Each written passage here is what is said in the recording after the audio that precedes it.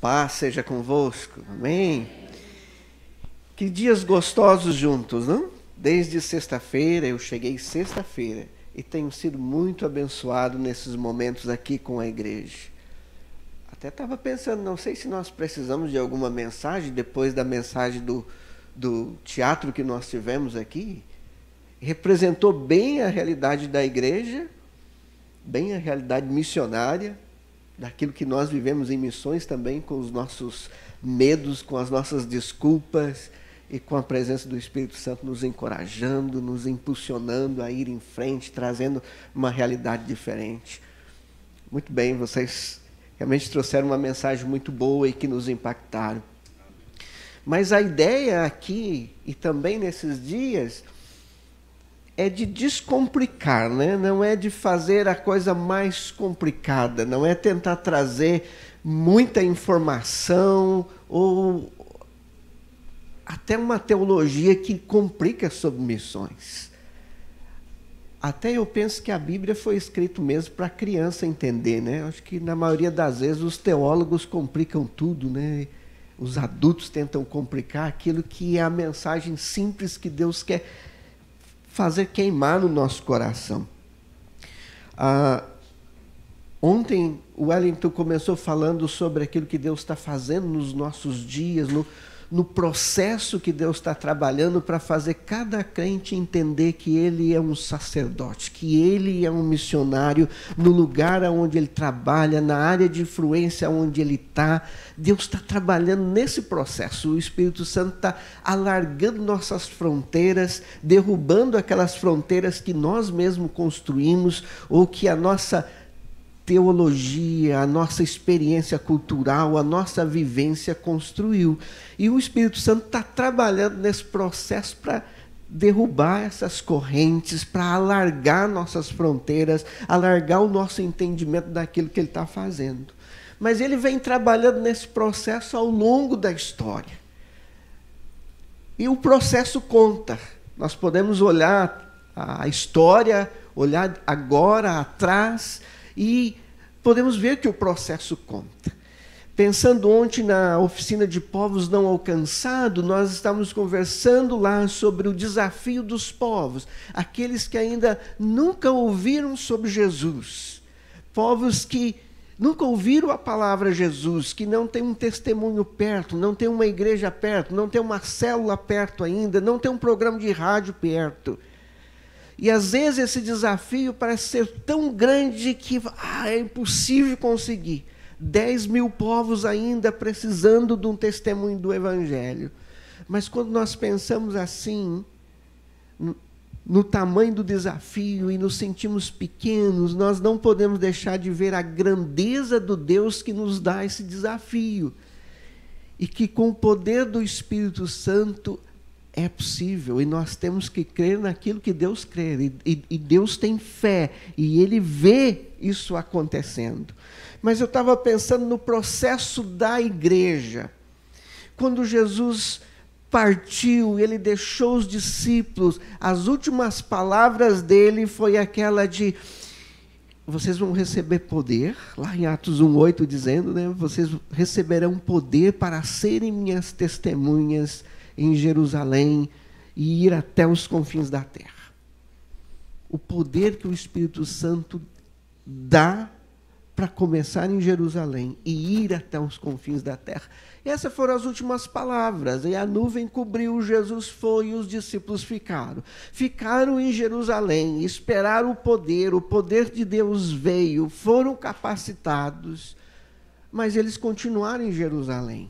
Porque a fronteira daqueles discípulos, do entendimento, da cultura, da religião, era em volta daquele templo. Quanto mais próximo do templo em Jerusalém, mais santos eram. Quanto mais distante, mais em trevas estavam. Foi assim que eles foram treinados, foram assim que eles cresceram na cultura, na religião dos judeus. É ali o lugar santo, é ali onde está a presença de Deus. Ainda que o Pedro identifica isso e ele prega lá em Pentecostes, logo em seguida dizendo, irmãos, agora se cumpriu o que foi predito pelo profeta Joel, agora é o momento que o Espírito Santo está derramado sobre toda a carne. O Pedro identificou, esse é o momento.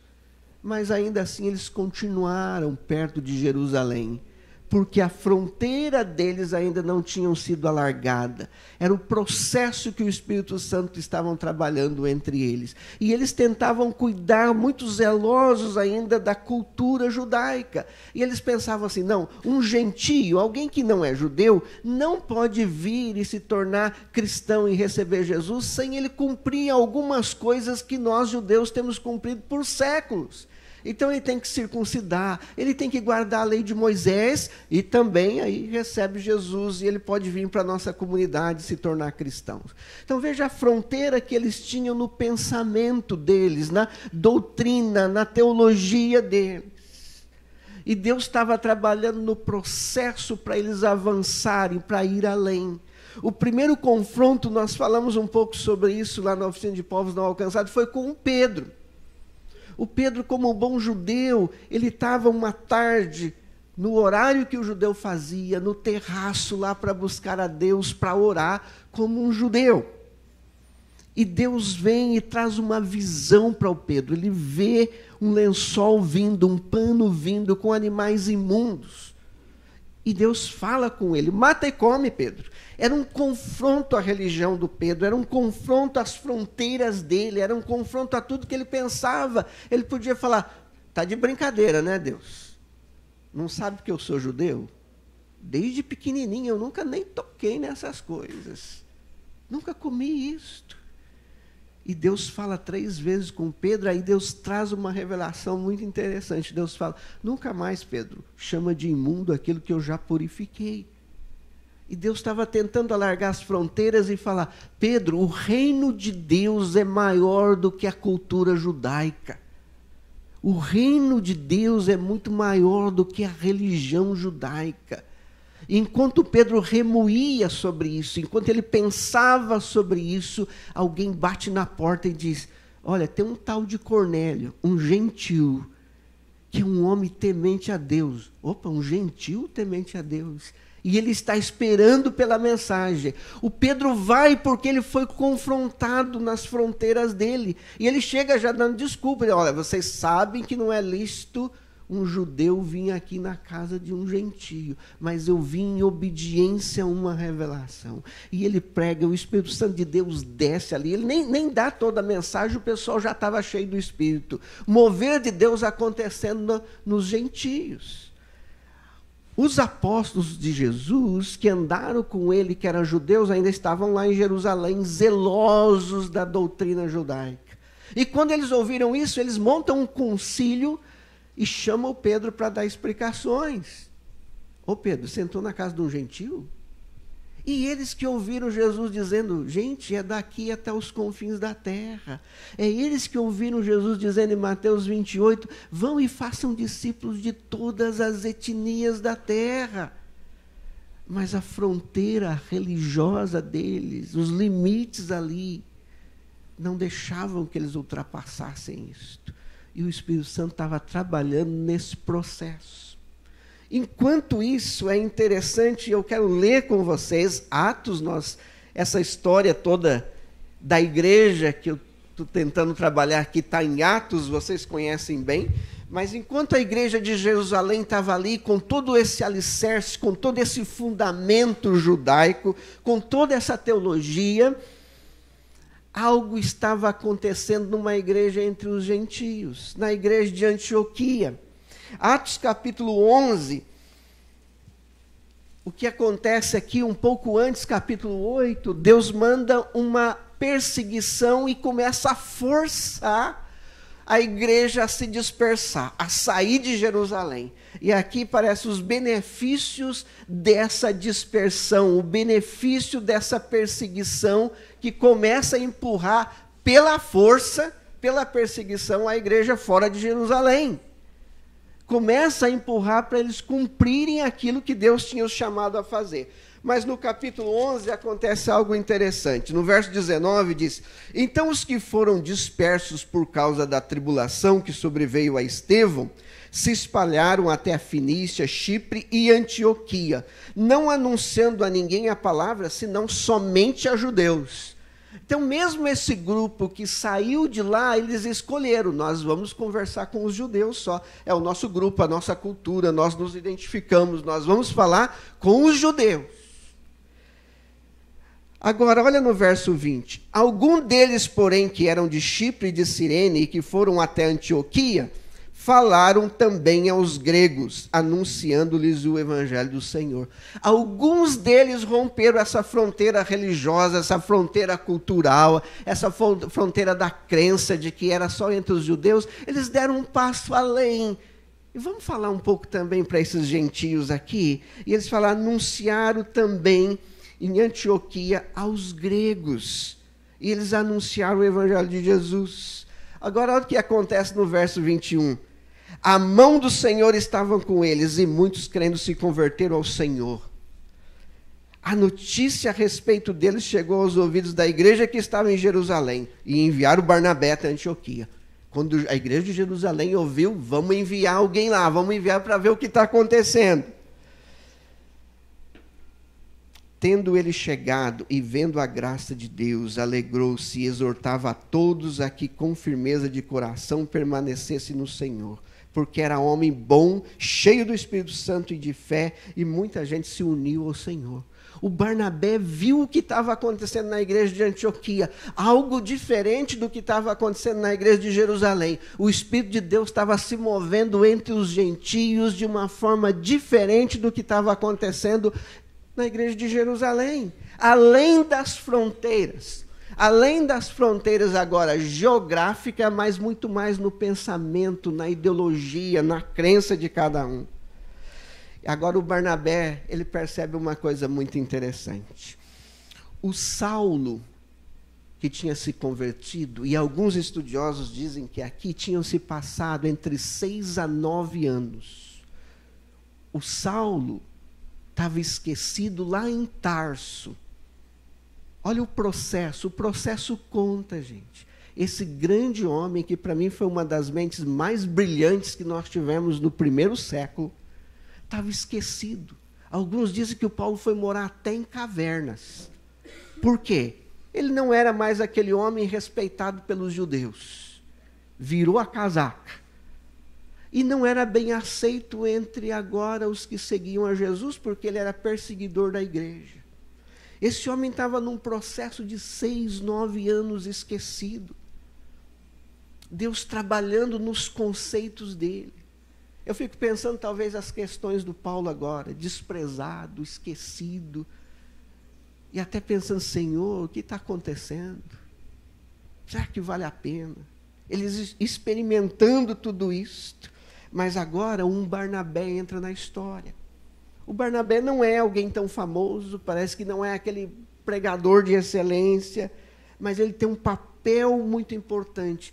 Quando ele vê o que está acontecendo em Antioquia, ele pensa, eu tenho o homem certo para isto. Eu tenho o homem certo para esse processo que está acontecendo aqui. 25 fala, e partiu Barnabé para Tarso à procura de Saulo. Eu falei, que homem é esse Barnabé? Ele viu o que estava acontecendo e ele sai à procura de Saulo. O homem que ele sabia, é o homem certo para isso. 26 fala, tendo encontrado, levou para Antioquia. E por todo um ano se reuniram naquela igreja e ensinaram numerosa multidão. E em Antioquia foram os discípulos pela primeira vez chamados cristãos. Então, o Barnabé decide ir lá em Tarso, bater na porta do Saulo, que estava lá esquecido, desprezado, abandonado, e diz, irmão Saulo, eu tenho um trabalho para você. Vamos comigo para Antioquia. Além das fronteiras, alguém que chegou e chamou, olha, vamos lá. Algo está acontecendo lá. O Barnabé teve essa percepção. Talvez os discípulos lá de Jerusalém tinham mandado, vai lá, Barnabé, resolve as coisas, os gentios estão se convertendo, ensina lá que eles têm que circuncidar, ensina que eles têm que guardar a lei de Moisés. Mas o Barnabé foi além das fronteiras, ele percebeu o que estava acontecendo e ele chamou o Paulo, que por um ano esteve ali ensinando, e o que acontece em seguida é maravilhoso. A igreja de Antioquia entende na frente da igreja de Jerusalém agora, além das fronteiras geográficas, e em seguida nós vamos ter a primeira viagem missionária de Paulo. Eles reúnem, em oração, em jejum, os líderes se reúnem e eles separam o Barnabé e o Paulo para uma obra missionária. Primeira vez na história da igreja, agora nós temos uma equipe saindo. A igreja local de Antioquia, ela decide agora criar um meio para alcançar os perdidos, e são as equipes agora. A equipe de Paulo e Barnabé, eles inauguram isto. E o Paulo vai para toda aquela região da Galácia e volta animado com o que está acontecendo. Ele volta para a igreja de Antioquia. E agora nós temos um movimento novo acontecendo, né? Tem a igreja local ali, a igreja de Antioquia, e nós temos algo móvel acontecendo. A igreja que envia, a equipe que vai, o meio para alcançar. E começa a dar certo. Mas essas questões aí começam a abalar a igreja também em Jerusalém. E eles começam, olha, estão convertendo, o que está acontecendo? E o Paulo começa a levantar as questões dizendo, olha, os gentios não precisam, eles estão recebendo pela graça. E parece que naquele momento o Paulo era o único que entendia a graça na essência. Ele que não andou com Jesus como os outros andaram, ele entendia isto. E ele começou a resistir firmemente. Em Gálatas ele disse, eu tive que resistir o Pedro face a face porque ele se tornou repreensível. Ele estava aqui sozinho comigo entre os gentios numa boa. Quando veio os líderes da igreja de Jerusalém, o Pedro mudou de lado. Ele já não comia mais com os gentios. Ele já tinha o ritual dele de judeu. Aí o Paulo foi e disse, eu repreendi ele face a face, porque ele se tornou repreensível. O Paulo não abria mão dessa graça. De dizer, é só Jesus e pronto. Não é Jesus e mais a lei, não é Jesus e mais a circuncisão. E em Gálatas ele chega a dizer assim, ó, se você deixar circuncidar-se, você já decaiu da graça. Você não entendeu nada. Se você acha que é Jesus e mais algum ritual, você não entendeu a mensagem. Você ainda está preso. Você não rompeu essa fronteira.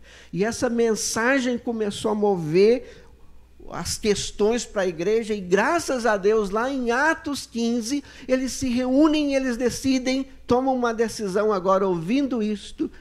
Atos 15, 28, eles dizem, pareceu bem a nós e ao Espírito Santo não vos impor encargo algum, é pela graça. A igreja entendeu. Atos capítulo 15, eles entenderam que os gentios estavam se convertendo, que o mover estava indo, as correntes caíram e eles começam a abrir a mente e pensar além das fronteiras religiosas, da fronteira cultural e se mover. E agora nós temos uma igreja funcionando como igreja local e uma igreja que envia. Tinha meios, tinha alguém pensando para alcançar povos. E com essa ideia, que era algo de Deus, eles viraram o mundo deles de cabeça para baixo. Aquele grupo, a igreja, quando entendeu, então virou o mundo de cabeça para baixo. É interessante ver, então, a igreja local, a igreja que entende o sacerdócio e a igreja que pensa longe também e envia. Tem um meio para enviar. O que acontece depois de alguns anos de história de igreja, muita coisa aconteceu. Nós temos depois a conversão de Constantino, aí nós temos a igreja católica romana exercendo um domínio muito grande, nós temos a chamada Idade das Trevas, que vai por quase 1000 anos. Mas eu sempre pensei que nesse período da Idade das Trevas não tinha acontecido muita coisa do ponto de vista do avanço do Evangelho. Mas ultimamente estou descobrindo quanta coisa aconteceu ainda nessa idade, aonde tudo era controlado, aonde não tinha a Bíblia na mão do povo, e talvez por isso foi chamado de Idade das Trevas. Não estão usando muito esse nome Idade das Trevas mais, os historiadores até dizem que é preconceituoso usar, mas era uma época então que a igreja dominou, restringiu a palavra só para a liderança, o povão não tinha acesso à Bíblia, era só no latim, que não era a língua comum do povo. As cópias de Bíblias passaram a ser queimadas, pessoas passaram a ser queimadas vivas, condenadas nas fogueiras da Inquisição, se tivesse Bíblia. Dizem que se alguém ousasse a orar a oração do Pai Nosso em casa, por exemplo, em inglês, e alguém visse e denunciasse, podia ir para a Inquisição, porque não estavam usando uma língua oficial, estavam orando na língua comum. Isso aconteceu, Idade das Trevas. Mas o que a Igreja Católica ainda fazia muito bem, como a Igreja Católica Romana, eles entenderam o processo que inaugurou lá com Paulo, dessa igreja, da paróquia, debaixo de uma diocese local que funcionava, e com a igreja enviadora. Eles tinham as ordens religiosas que acompanhavam os colonizadores. Quando vieram para o Brasil, os jesuítas vieram juntos, então eles tinham a paróquia local e a igreja que enviava, a igreja que ia, no modelo que aconteceu lá em Antioquia e que a igreja primitiva aconteceu. Em 1500 nós começamos da nossa era, então, o processo da Reforma Protestante, que vai completar 500 anos agora no mês de outubro. 31 de outubro é o dia da Reforma Protestante, que marca a data em que o Martinho Lutero escreveu as 95 teses lá na porta da igreja dele contra o sistema que estava acontecendo. Então nós vamos comemorar 500 anos da história protestante, que foi algo tremendo. Eles vieram com essa ideia do sacerdócio também em todo lugar, mas algo que perdeu-se na Reforma Protestante. E como tudo tem um processo, a gente tem que olhar para a história e ver, Deus continua o processo. Mas eles estavam tão impressionados com a mudança de entender que a salvação era só pela graça de Deus, mediante a fé, era só através da Escritura, que é a verdade, que é a base, que eles esqueceram essa parte que envia. Eles esqueceram a ideia das ordens religiosas e eles se concentraram na vida paroquial, na vida da igreja local. E parou muito do avanço de missões para os povos. Quase 300 anos se passaram e veio um homem na Inglaterra, um sapateiro, chamado William Carey.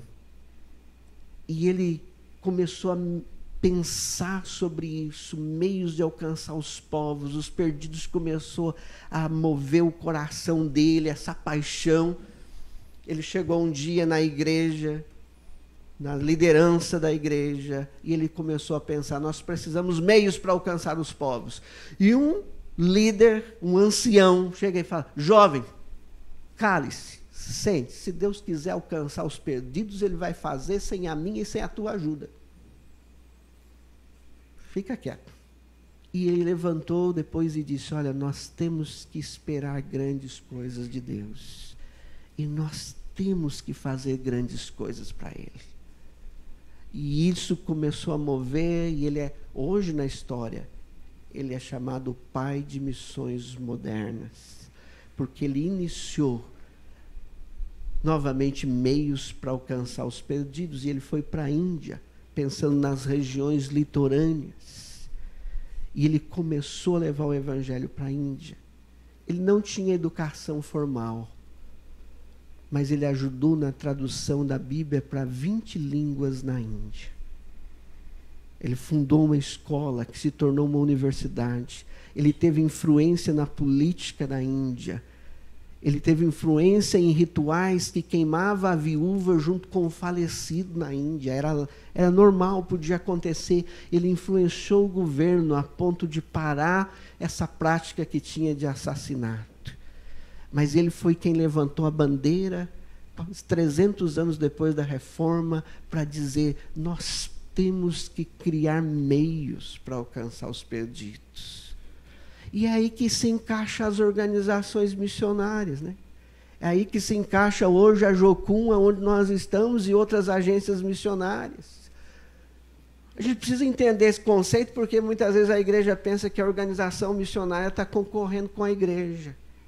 E muitas vezes tem a organização missionária tentando ela tomar o lugar da igreja também local. E não é assim, o entendimento é o que aconteceu lá em Antioquia, a igreja local exercendo o sacerdócio dela nas áreas de influência, mas pensando além das fronteiras e dizendo: nós podemos criar meios, nós podemos enviar. E hoje, no processo da história, nós temos esses meios muito bem já definidos, nós temos muita pesquisa, nós temos muito chão percorrido. Não adianta uma igreja hoje, eu vou criar agora a minha organizaçãozinha missionária. Não, você não precisa começar do zero, já tem gente com uma história. E é tempo de avançar, mas aí nós entendemos a igreja que está aqui local e a igreja que vai. Então aí nós temos as organizações missionárias. Então esse pai de missões modernas, ele levantou a bandeira e disse: vamos criar os meios.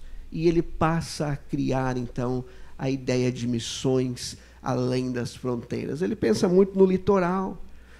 Em seguida vem um outro, chamado Hudson Taylor. E ele pensa nos interiores, ele pensa não só na geografia, na costa, mas o interior está cheio de povos. E o Hudson Taylor, ele estuda medicina, ele funda hospitais na China. Ele é um dos primeiros que entende essa fronteira transcultural. Ele diz: vamos nos vestir como chineses. E a equipe dele passa a ir não mais como o missionário que vai todo arrumadinho na nossa cultura, mas ele chega: vamos nos vestir como chineses. E hoje tem fotos antigas da equipe dele lá, vestido com aquela roupa de chinês. E ele passou a ir para o interior da China. E começou um movimento de missões no mundo. O testemunho deles começou a abençoar a gente nos Estados Unidos. Movimento estudantil começou a acontecer. É gostoso ver isso como estudantes em universidade. Tem a história daqueles do Monte de Feno, que eles estão indo para uma vigília, começa a chover, eles entram para orar, 5 embaixo de um monte de feno, e começa o mover de Deus, que é conhecido como esse mover do Monte de Feno, que moveu milhares de estudantes nas universidades a se apresentar como voluntário para missões. Muitos deles se tornaram missionários de carreira, foram para o interior da China, se uniram ao Hudson Taylor, porque isso começou a viralizar a ideia, então, de que podia alcançar os povos, a ideia transcultural. Veja como Deus está trabalhando num processo. A gente não tem que voltar agora e começar do zero. Nós temos uma história. E nós temos que correr essa carreira que os nossos pais, tanto lá em Atos na igreja começaram, quanto esses que estão mais recém, próximo a nós. Como o pai de missões moderna, que começou em 1792, isso vem muito próximo a nós. E romper essa fronteira religiosa. Na segunda oficina de povos não alcançados, eu conversei um pouco sobre isso, como romper essa fronteira quando a gente pensa que nós temos a cultura certa. Por exemplo, quem vai para os índios Suruahá, aí você vê lá os índios, você pensa que eles estão nus, né? Mas eles estão vestidos como um Suruahá, ainda que o homem usa só um cordãozinho e que o pênis está todo exposto ali, mas ele está vestido. Sem aquele cordãozinho, ele não fica na frente nem de outro homem. Ele está vestido como um Suruahá. Agora, o missionário que pensa ir lá, alguns até pensam: não, a gente tem que levar roupa para eles, né? O que o Hudson Taylor entendeu lá na China, de se vestir como um chinês, o missionário que vai para uma tribo dessa, ele tem que entender: eu preciso me vestir como um Suruahá.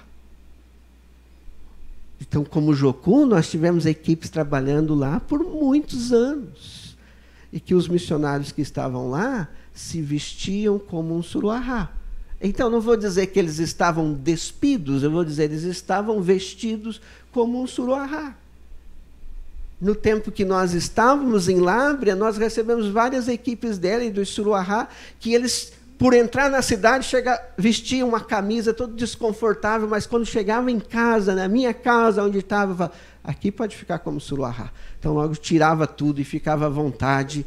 E mesmo Eliette já entrou para o nosso quarto uma vez, porque aí o Suruahá não tem noção de parede, desse tipo de privacidade que nós temos. Então, eles abrem a porta, entram. Eliette já entrou para o nosso quarto de ter 2 Suruahás deitados na nossa cama, muito à vontade. Não vou nem dizer o restante do que eles estavam fazendo, porque eu tenho vergonha. Mas estavam à vontade em casa, isso com minha filhinha pequena, na mesa, nas refeições, como um Suruahá. Sabe o que é isso? Ir além das fronteiras. Pensar que muitos povos desses, daquilo que está acontecendo hoje, nós nunca vamos poder colocar numa igreja evangélica vida lá, nunca vão ter uma placa, nunca vai funcionar o mesmo sistema que nós estamos usando. Nós ouvimos isso desde a primeira mensagem na sexta-feira, que é uma igreja multiforme, a igreja de Jesus. Alargar as fronteiras de que Deus não está querendo que a gente reproduza exatamente a igreja evangélica vida daqui em todos os povos. Era isso que a igreja de Jerusalém estava pensando, né? Todo mundo precisa circuncidar, todo mundo precisa entrar nessa caixa. Enquanto isso, o mover estava acontecendo lá na igreja de Antioquia entre os gentios. Então, para muitos povos, nós não vamos reproduzir este modelo. E sabe de uma coisa? O conceito hoje que os missionários estão tendo, muitas vezes o missionário está indo lá e pensando, olha, eu preciso levar uma equipe que tenha pastores, que tenham mestres, que tenham... Hoje o conceito é os melhores pastores, mestres para aquele povo já estão lá, no meio do povo. Eles não sabem disso ainda. Eles nem aceitaram Jesus ainda. Muitos nem ouviram sobre Jesus, mas eles estão lá, já com uma carreira que Deus propôs para eles correrem. O papel do missionário, então, é chegar ali e descobrir a maneira, os meios, a estratégia de Deus para encontrar essa turma. Encontrou, deixa o movimento correr. E aí é o momento do missionário entender, preciso sair de cena e deixa essa igreja tomar a forma dela, a maneira dela, e multiplicar assim, e correr. Então esse é o conceito de missões e fronteiras hoje. Você poder ir e pensar nos povos e deixar que eles tomem a forma que Deus tem já planejado para eles. E a igreja de Jesus é isso, é multiforme, é multicultural, multilingual, é uma igreja de diversidade. Então nós estamos nesse processo da história. Depois do Hudson Taylor, nós tivemos em 1934, então já muito próximo a nós, um homem chamado Cameron Townsend. Ele estava na Guatemala e ele começou a distribuir Bíblia em espanhol para os nativos.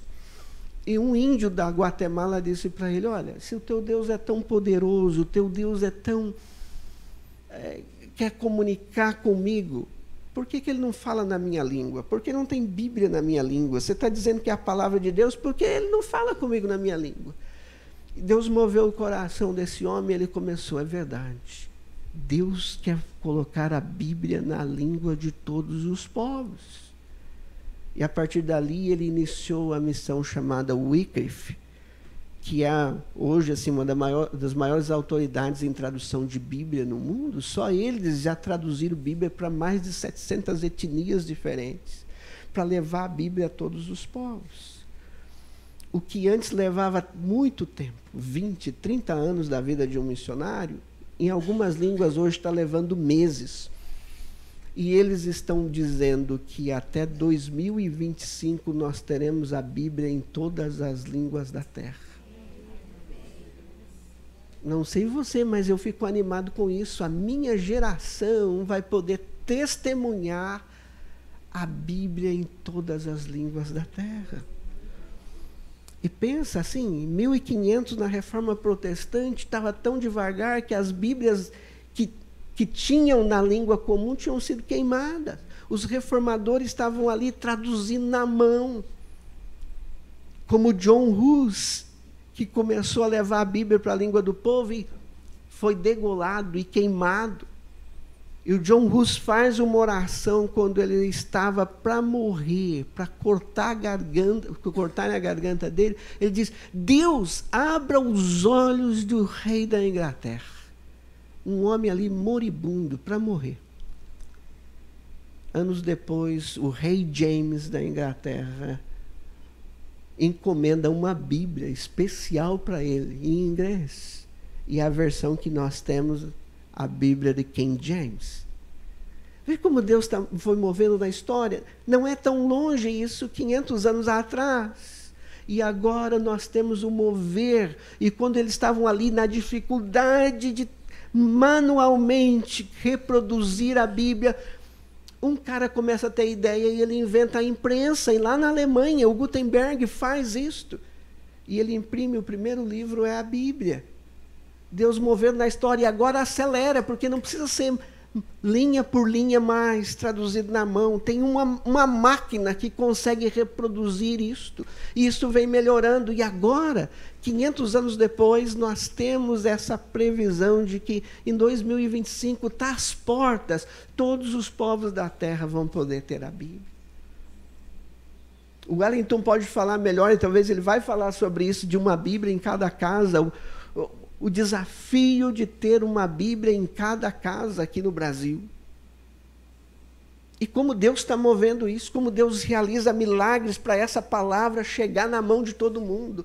É impressionante ao longo da história de ver Deus movendo isso para que a palavra chegue em todos os lugares da terra. Então, na história, gente, é para nos animar. E dentro desse conceito, nessa terceira onda de missões que começa então em 1934, com essa ideia de a Bíblia para todos os povos, 2 outros homens começam a vir com ideias e dizer: não, nós também precisamos de uma igreja em cada povo. E tem outro que chega e diz: não é só geograficamente, não é só nas regiões litorais, não é só nos interiores, é para todas as etnias da terra. E a pergunta não é mais aonde eu devo ir, não é mais a fronteira geográfica, mas é a quem. Porque alguém falou sobre Nigéria quando estava aqui, e a gente pensa Nigéria num país, e até assim, irmãos, eu já falei isso outras vezes, né? O crente deve ser bom em geografia. Muitos falam, ontem alguém dizendo: olha, eu descobri aonde é o meu chamado, a África. Aí alguém: aonde? Ela: para a África. Mas qual país? Aí a pessoa: ué, a África não é um país, não? Não, lá dentro tem 54 países agora. E você pode ir, e dentro desses países tem um monte de povo, de etnias dentro de cada país. Então é a quem? A pergunta é: qual etnia que você está sendo chamado para ir? Dentro da Nigéria ou dentro da África? Então Deus quer alargar nossas fronteiras para ver o mundo, as nações. Então nós estamos nesse processo hoje que entendemos então ao longo da história. É interessante isso porque esses pioneiros construíram essas histórias, eles romperam essas fronteiras, e a gente tem que estar fundamentado nisso para ir muito mais além. Eles construíram uma plataforma. Então hoje começa nesse processo a entender essa questão das etnias, mas nesse mover da terceira onda, alguns dizem nós estamos numa quarta onda, outros entendem essa quarta onda é um movimento dentro da terceira. O mais importante não é isso, é entender na história onde nós estamos, que no processo hoje, é aquilo que Deus está mostrando: você é um sacerdote no lugar onde você está. Alguns olham para os missionários com aquele conceito: você serve a Deus de tempo integral? Ou o pastor serve a Deus de tempo integral? Meu irmão, ninguém pode servir a Deus de tempo parcial, não. Porque se você serve a Deus em tempo parcial, quem que você serve no outro tempo? Todos nós somos chamados a servir a Deus de tempo integral, 100%.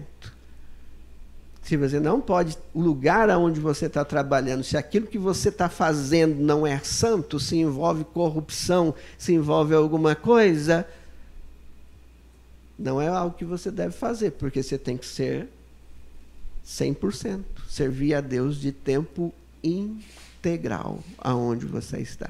Esse é o propósito de Deus, para entendermos nesse processo de toda a história aonde nós estamos. E isso parece que está ficando muito claro nos nossos dias para nós hoje. É aquela responsabilidade, como eu estava uns dias atrás em Curitiba e alguém, uma pessoa que fala mal, descendo a lenha no sistema corrupto do governo, esse bando de ladrão que está lá em Brasília e roubando. É isso que você escuta todo dia, né? Você anda na rua, a conversa é isso. Lá em Brasília estão roubando, são os ladrões e pau.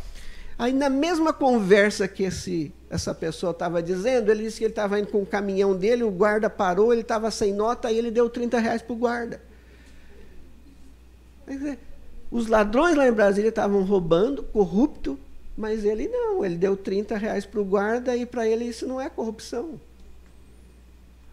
Mas o que me diz, se essa pessoa que deu 30 para o guarda, ele tivesse numa posição de 30 milhões lá em Brasília, ele faria o mesmo também. Então, esse de nos posicionarmos e dizer, servir a Deus de tempo integral. E nós vamos ter que nos posicionar mesmo, é nisso da pirataria, é de corromper o guarda, é do 10ão, é do 5ão, é daquilo que não é meu, é de posicionar e dizer, não, eu não quero. Essas 2 semanas atrás eu estava com um computador que eu ganhei, montando um lugar para trabalhar lá, e não tinha o sistema operacional original para instalar. Aí meu sobrinho veio e falou, não, tio, pode ir na internet, você pode craquear aí várias receitas, várias licenças e colocar.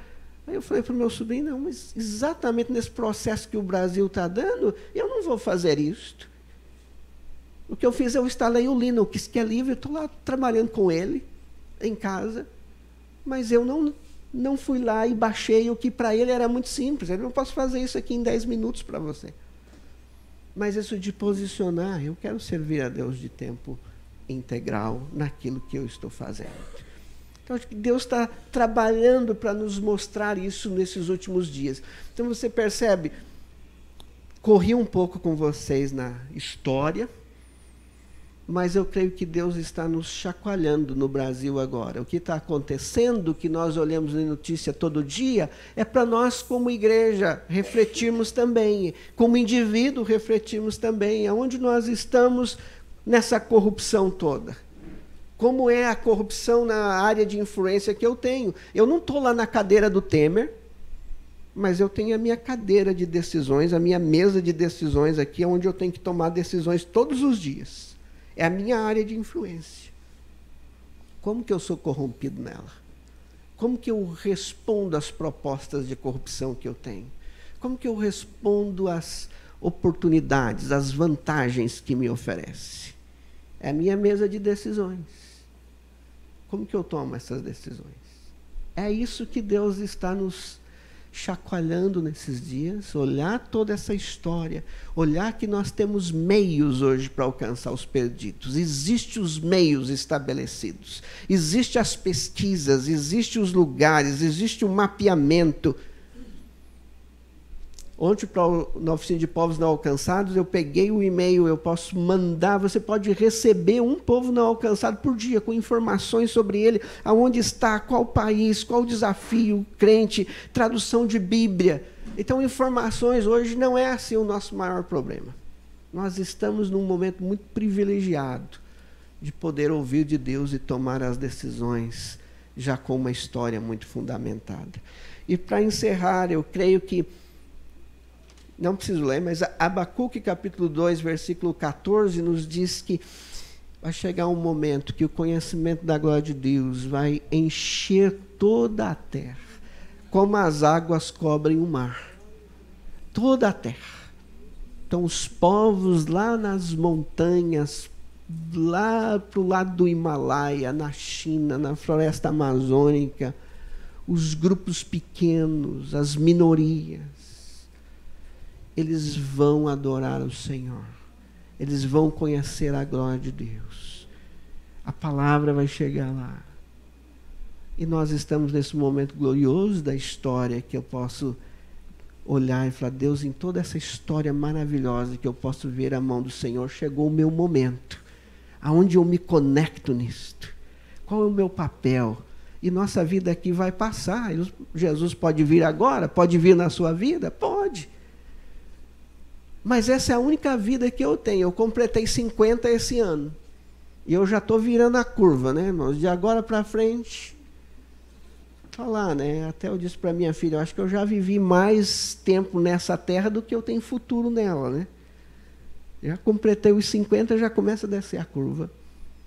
Mas eu quero fazer coisas que vão impactar a eternidade. Eu quero romper minhas fronteiras. Eu preciso ser exortado por isso constantemente.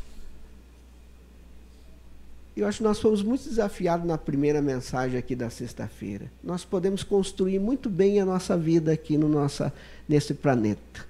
Podemos ser até muito bem sucedidos, nossos planos, nossos projetos, e ir levando nossa vidinha. E essa vida passa. E o Paulo disse, se nós pensarmos só nela, nós somos os mais miseráveis dos homens. Então, a eternidade, o que eu posso impactar na eternidade, o que eu posso conectar com Deus e ver Deus, eu quero estar nesse mover do Senhor na história. E chegou o momento que é a minha história, eu estou nela. Em todo esse processo agora, é o momento que eu estou vivendo. Então, é o seu momento. É o seu momento agora. De juntar-se com esse Deus grandioso, que tem um propósito de alcançar todos os povos da terra e está se movendo, e é um Deus santo que não se corrompe, que nos chama a ser santo. E com essa disposição de ouvir e se mover naquilo que Ele está nos chamando a fazer. Amém? Vamos ficar apercebidos daquilo que Ele quer falar conosco nesses dias. Hoje à noite, eu estou muito animado de ver o que Deus está fazendo na Igreja Evangélica Vida nesses dias aqui, a respeito de missões. Sabe, quando o Jimmy e a Fabrícia começou com a ideia, não era nem ter uma conferência missionária. Vamos ter só um momento missionário para falar de missões. E não foi dando certo muitas coisas, Deus foi fechando as portas, mas Deus conduziu mesmo para uma conferência missionária. E a resposta está sendo muito gostosa. Muito bom ver a igreja se envolvendo, porque eu creio que Deus está chamando a igreja. A igreja já é uma igreja missionária, já tem uma história de missões, mas chamando exatamente isso. Vamos além das fronteiras. E Ele está fazendo isso com todo mundo. Na nossa missão, na Jocum, Deus continua fazendo isso. E mesmo aqueles que estão anos, Deus está chacoalhando algumas vezes nos próprios programas, né? Porque às vezes a gente começa a endeusar certos programas que a gente tem, e Deus fala, não, é muito além do seu programa, além das fronteiras. Deus não tira os fundamentos que Ele estabelece, né? Porque Ele nunca esteve errado, gente. Deus não precisa, tem uma ideia melhor. Né? Porque Ele nunca esteve errado nas ideias dEle. Mas no processo Ele precisa trabalhar com a gente. E muitas vezes nós precisamos entender que é além de um sistema que a gente começa a endeusar. E Ele vem e nos chama a ir além das fronteiras. Eu queria orar com vocês, então, nessa manhã, e pedir que Deus esteja com essa liberdade de alargar nossas fronteiras. Vamos nos colocar em pé?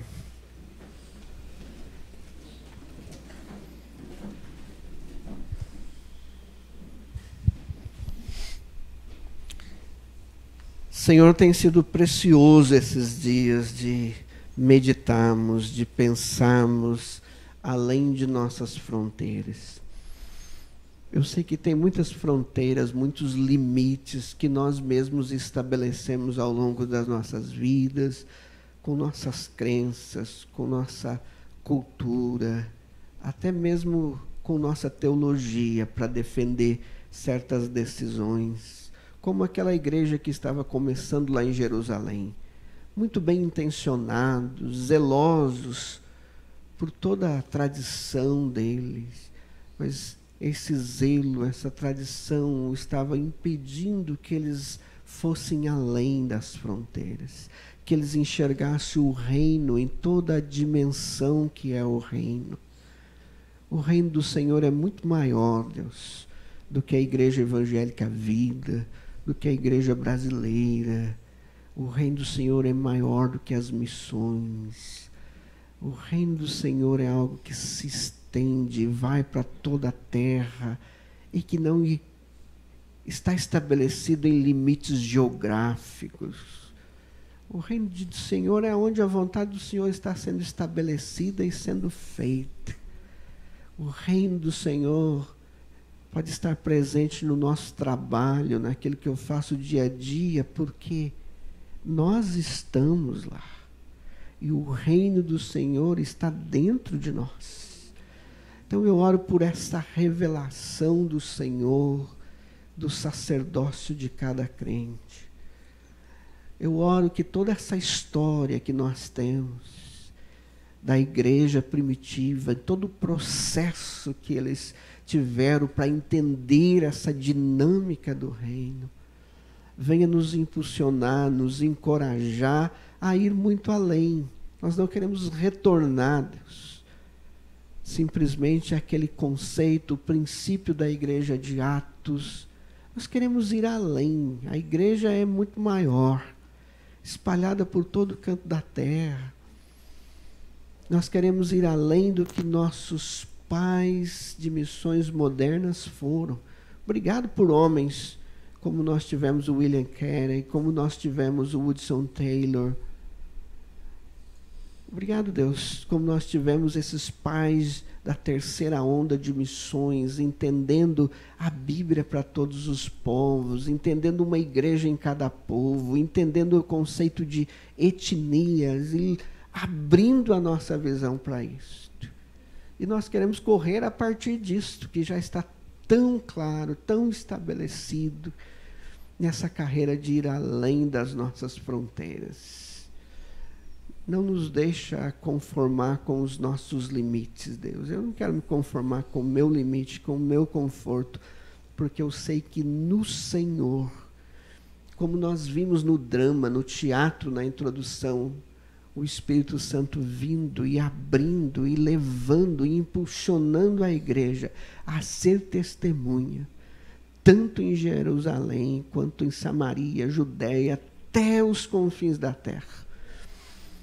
A obra é tua, Espírito Santo, mas nós somos tão privilegiados de estar nesse momento da história, com tanta tecnologia, com a possibilidade de ver a Bíblia em todas as línguas da terra.